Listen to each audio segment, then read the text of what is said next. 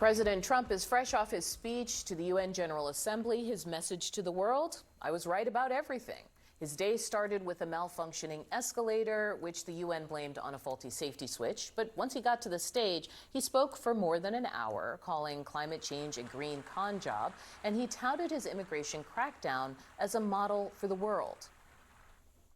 In the United States, we reject the idea that mass numbers of people from foreign lands can be permitted to travel halfway around the world, trample our borders, violate our sovereignty, cause unmitigated crime, and deplete our social safety net.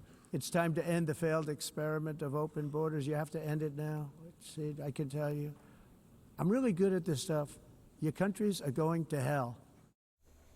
All right, we have somebody who was at those UN meetings yesterday, Congressman Jonathan Jackson. He joins the group chat. He's a Democrat on the House Foreign Affairs Committee. Congressman, thank you so much for joining us. How are you? Good. Honored So to be here. thank you for being here. Obviously, as a Democrat, I know you're going to have some criticisms, but as somebody who is on the Foreign Relations Committee, how do you think these comments were received? What were you hearing? The comments were received very poorly by diplomats in all circles. You have to follow up from April 2nd when he promised a day of liberation to the American people and told the rest of the world, you'll have the opportunity to come and kiss me all over. And I'm paraphrasing that, which was highly insulting. So this is really the first time that many of these heads of states have been able to see him in person.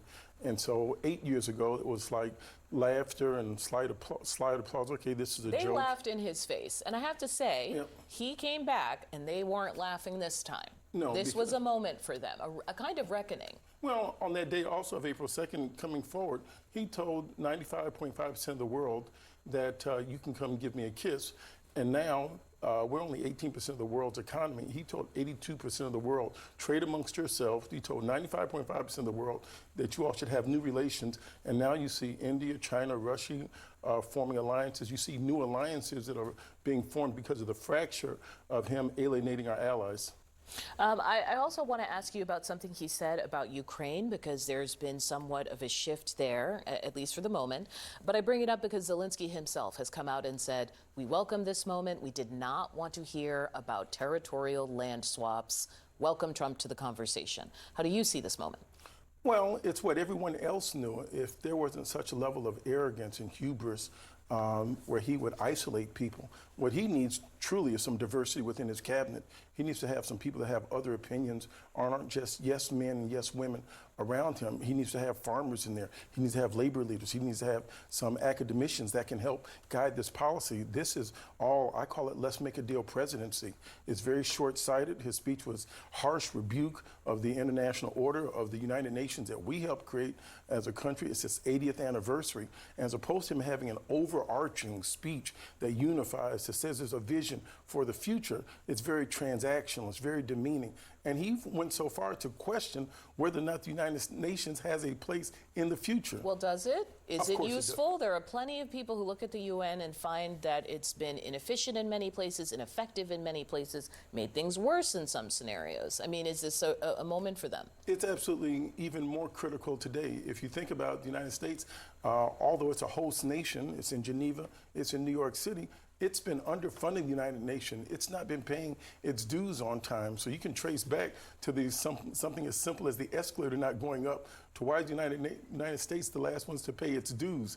It's been very much undermining the process. Why is it taking away some of the most effective programs of USAID and aid and food? So now there's literally starvation and people are dying where the United States used to give food. There are people that are dying where there's been medicine already shipped to the country that simply needs to be distributed, that the United States has held in a cage and has seen this food expire. The farmers in the Midwest and the farmers in Illinois have already paid for this food. They want it to go. They're generous people.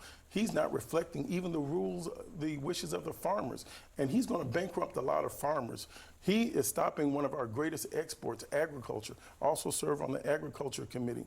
Food is a critical issue around the world.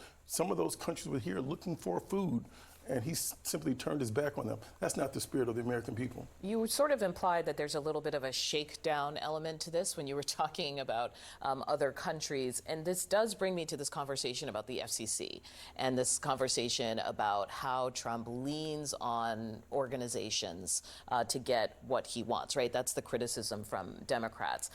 Can you talk about what you saw in Kimmel's return? I mean, there's stations in Illinois where viewers are not going to see what he said on their local stations because Nexstar, Sinclair, they have that right to pull it. Yeah, so maybe 2/3 of those people really don't understand the network and the affiliates and the owner-operators, the two. But there's been too much consolidation in the media industry, in my opinion, that there should still be more local ownership where people have the access to their markets. With this massive consolidation that started in the Clinton administration, it's just simply gone and gone. And so it's hard to get local radio, it's hard to get local television programming. And so with these few, if you will, oligarchs of the media industry, they have told their consumers, I don't care what you like, I am not restoring Mr. Kimmel. Well, that defies the logic and the theories of any business that the consumers ultimately will lead the market. It's not true. So I think there needs to be a hard look at making sure that there is local ownership of media so we can have a variety of music, a variety of programming, a variety of interests that can be brought across the country. Yeah, I mean, I think in theory that's great, but you have seen this massive shift, this sort of consolidation with these big conglomerates around these networks, around local outlets as well. And so you do see this shift, and I think Donald Trump wants to accelerate this shift of big media and big conservative media. I think that was sort of the overarching takeaway from what they were trying to do with Jimmy Kimmel. And unfortunately, a lot of the media outlets are sort of complying in doing what Donald Trump wants to do in terms of being more conservative. Yeah, what's your response to the Republicans who are out there saying, look, it's Disney brought him back. He was suspended for like 5 minutes. This is not fascism. Oh, it's more ridiculous than that. What did he do? First, he struck terror in the hearts of many of the local media companies. He's been suing the major networks.